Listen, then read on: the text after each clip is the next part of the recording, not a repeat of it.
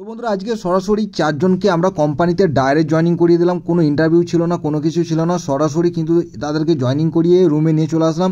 Room দেখতে পাচ্ছ 1 BHK free room, মানে এই রুমের জন্য তাদেরকে কোনো রকম চার্জেস এখানে পে করতে হবে না বা কোনো রকম টাকা দিতে হবে না। এখানে একটা কিচেন রয়েছে এবং এখানে একটা থাকার মতো সুন্দর রুম দেওয়া আছে।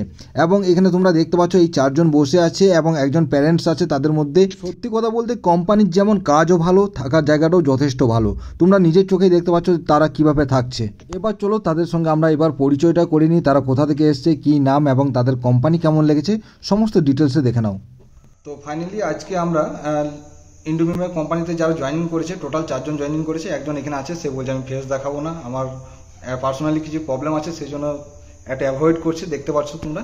তো এখানে টোটাল কিন্তু আজকে 4 জনের জয়েনিং হয়ে গেছে ইন্ডোমিমে। এবং তোমরা অফার লেটার পেয়েছো আর সেফটি শু দেওয়া হয়েছে, সেফটি শু দেওয়া হয়েছে, ঠিক আছে। পেয়েছো?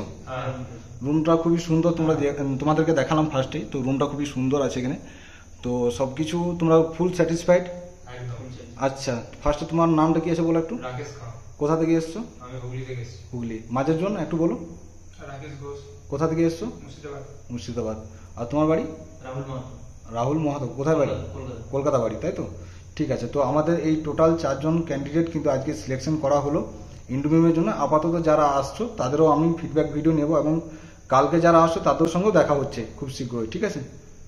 চলো টাটা টাটা করে দাও একবার। টাটা। ঠিক আছে।